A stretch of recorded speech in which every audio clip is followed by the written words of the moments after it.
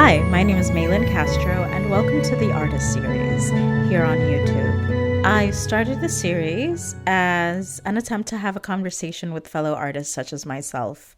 It's really me just unpacking what it means to be an artist. Hopefully, for younger generations, if that helps you, you will be hearing a lot of ums during this conversation. So I apologize beforehand. Now, who is this series catered to? Who is this series for? Really, the series is for anybody who deems themselves an artist or in some kind of artistic practice, whether you are a professional, a newcomer, or somewhere in between. So, despite me saying that it is for everyone, and I hope that everyone can make a home here, I feel those that would be most in alignment with me would be those that are of the theater arts industry, of the entertainment industry, of the film arts and TV and such, part of the entertainment world, really. And I'm just here to unpack a few things, the process of art making and theater making and filmmaking and all the things that we face as people, as artists and people on the journey, on our particular journeys, because I do think that it is a journey. So today I would love to talk about fear and doubt and self-belief, because I think those things are intrinsically tied together. So a little bit about me. My name is Malin Castro. I was born in Caracas, Venezuela. I came to New York when I was 6 months old, and I grew up in New York. I've gone around the country training and acting. I've been a regional actress in theater. I have been on film and TV, and I've had plenty of lives as both a theater maker and creator, and really creating my own work has really given me a sense of autonomy over the work that I create and speaking to people that I feel matter and whose voices many times and whose lives are not taken into account on a larger societal level. With that said, you can find out a little bit more about me on my website, but now let's speak about fear. So in my own journey as an artist, I think that was a huge component of my art making and my theater making and my acting as a performer. I would definitely enter each audition with such fear. And so I started to really gain a respect for my fear and seeing how it really limited the choices I was making on stage. And it was only in those moments where my ego wasn't really having a say on my own artistic process that I could really be free. And that's when I noticed I was started to book. That's when I noticed that I was being called into rooms that I normally wouldn't have been called into, that I was working with artists that I normally wasn't working with. So much of my journey was really unpacking my ego and really unpacking my limiting belief systems in order to find that place where I could be free on stage, in an audition room, wherever it was, on a staged reading. And I'm not saying by any means that I am fearless or that fear doesn't rise up. But I think the lesson here is that I am better able to have a relationship with the things that limit me on stage. And the moment that it rises up, I become fully aware of that moment and do the internal work to really unpack that. And sometimes it's ego, right? It's that level of like wanting to be, good enough and recognizing that that's within you, right? Like that part exists within you, and to have compassion for yourself. And that was one of the biggest takeaways, and lesson number one was to have so much compassion for myself and to really center compassion, not just for myself, but also towards others. And I had to learn how to rise above my own ego, but also the ego of others around me, because it does show up. Because it does show up. And part of it is that because it is the stream that we have created and stepped into, I've learned that as much as you want something, there's also this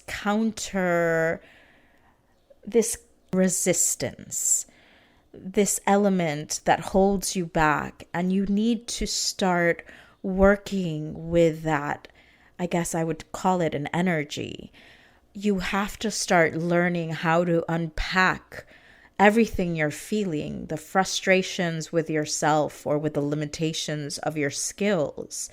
And I think that that would be the next lesson I had to learn. I think the next lesson that I had to learn had to do with skills. And the more that you build your skill set, you're able to work with the script in a certain way, whether you're able to unpack it, whether you're able to do a moment before that steps you into the scene. And as you gain confidence around your skill set, that also helps.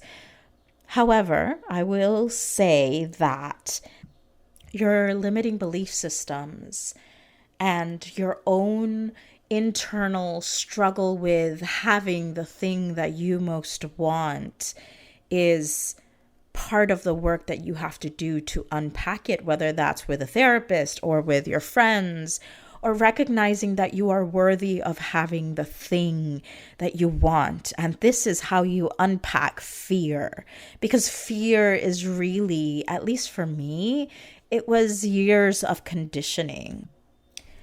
Years of conditioning in terms of what is a viable career. My own family were these amazing women who were all either educators or business women or finance women with multiple degrees. And when I turned around and said I was going to be an artist, and yes, that in itself is a privilege, right? The privilege of being an arts maker.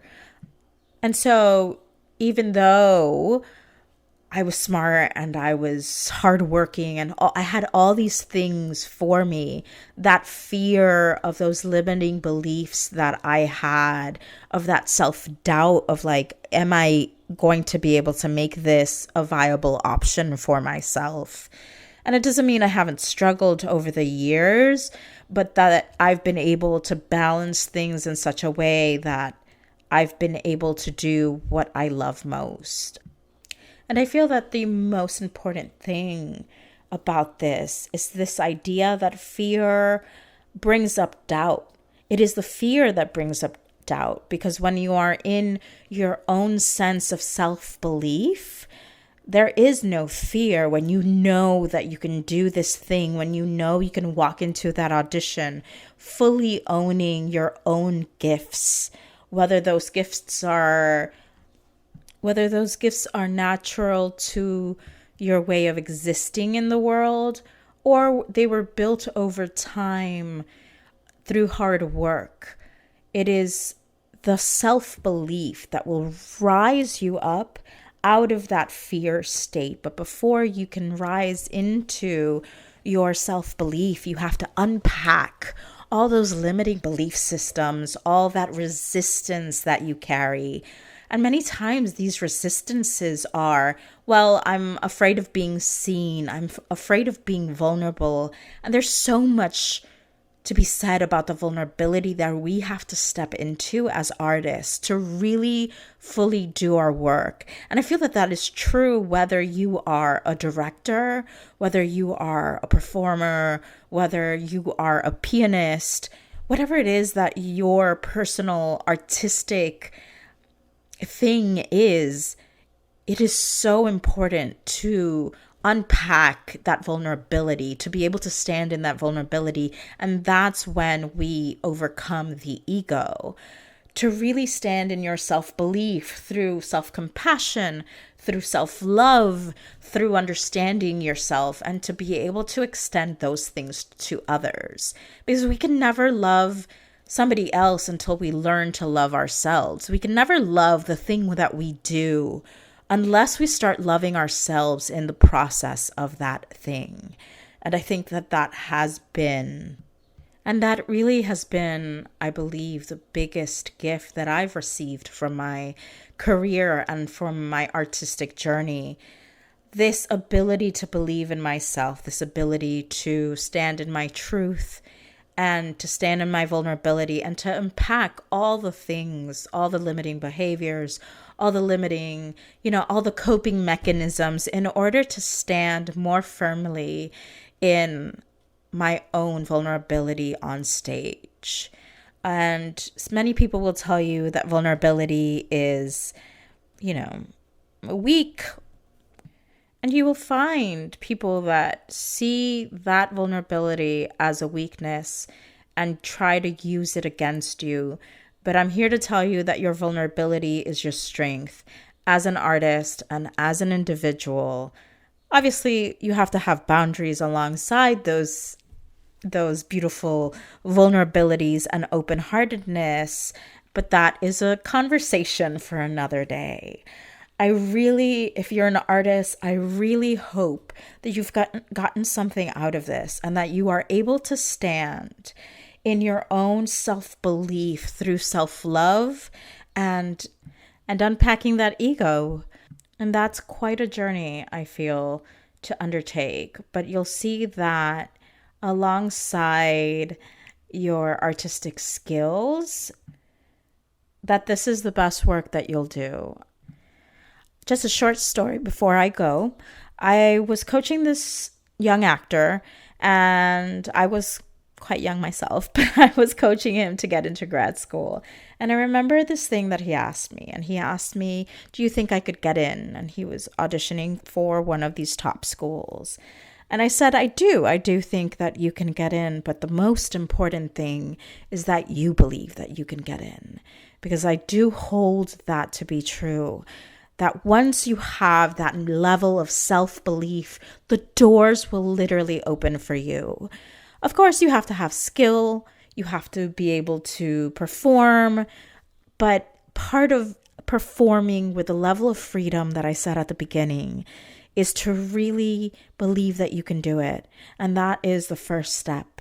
And the second step is to overcome your fear, to unpack the fear and understand yourself on a deep level so that you can have compassion for that part of you that believes that they're not enough, or that part of you that doesn't think that they can do it, or that part of you that says, oh, this is just a crazy thing for me to do.